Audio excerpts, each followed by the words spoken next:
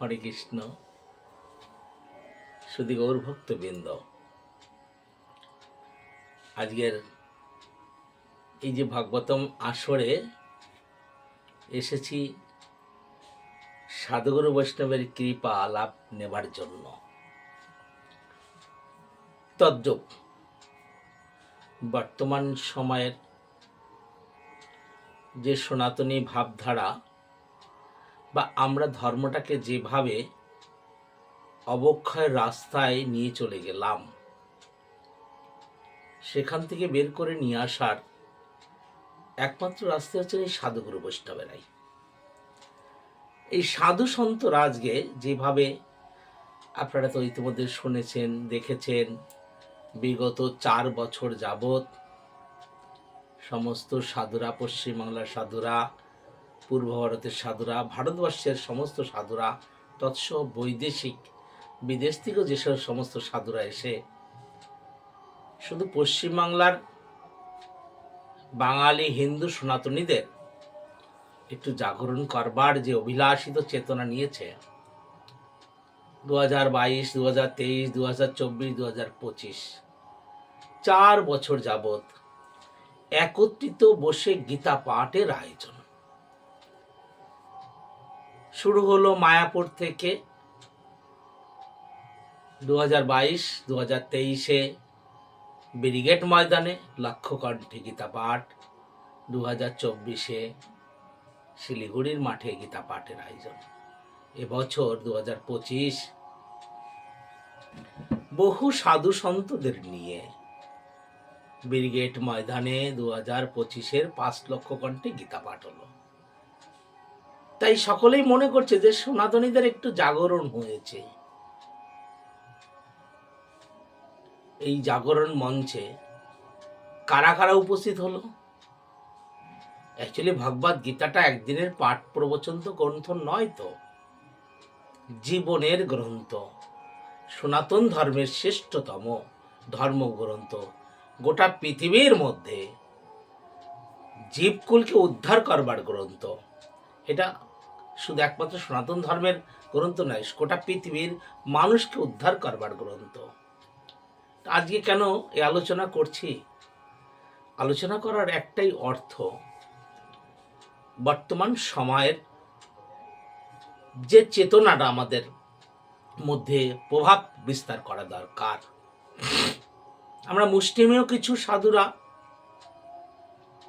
সেই প্রচেষ্টা হয়তো কার্যক্রম করে চালনা শুরু করেছি বা করছি, আবার কিছু কিছু সনাতন মানুষও এই মুষ্টিমেয় সাধুদের মধ্যে আবদ্ধত থেকে নিজেদের বহিঃপ্রকাশ করবার একটা সুন্দর পরিকল্পনা নিয়েছে।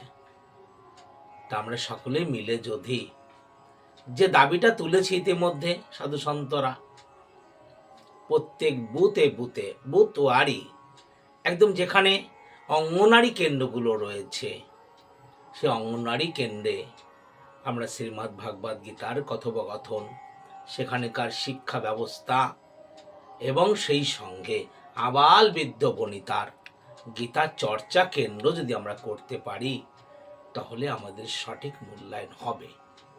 এবং সেই সঙ্গে প্রয়োজন আমাদের গুরুকুল, নালন্দা বিশ্ববিদ্যালয়ের মতো সমস্ত জেলাভিত্তিক না, একদম যেটাকে বলছি মানে থানা ভিত্তিকে 2-4টে করে কলেজ করা যায় কি না, এবং সেই সঙ্গে সনাতন ধর্মকে যে কোনো মূল্যে জাগরণ করবার একটা অভিলাষ চিন্তা আমাদের নেওয়া উচিত সকলেরই।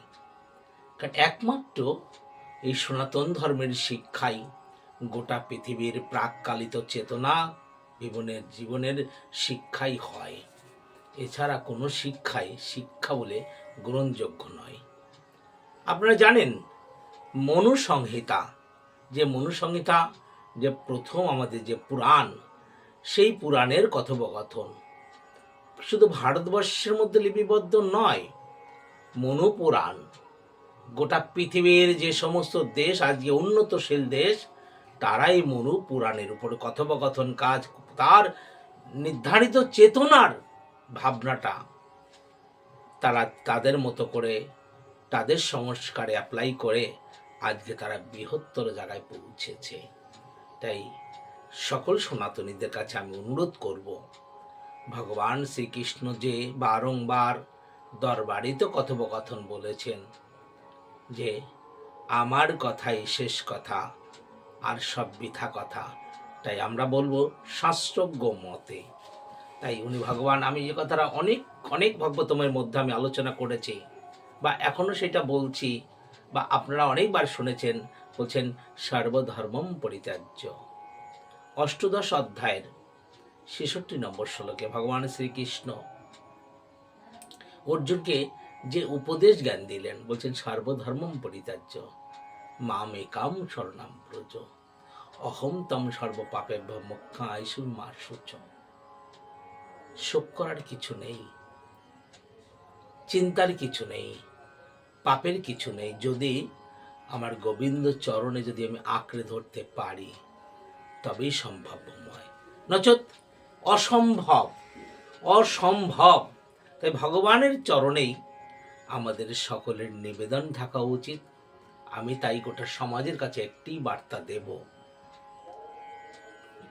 আপনার সন্তানকে সংস্কার মতদর্শায় ভাবে গোবিন্দ চরণে অর্পণ করার শিক্ষা নিতে হবে। এই ধরাধামে ভগবান শ্রীকৃষ্ণর বুদ্ধি, শ্রীকৃষ্ণর জ্ঞান বিনা সব জ্ঞান হল অজ্ঞানিত জ্ঞান। মূল জ্ঞান ভগবান শ্রীকৃষ্ণর জ্ঞান।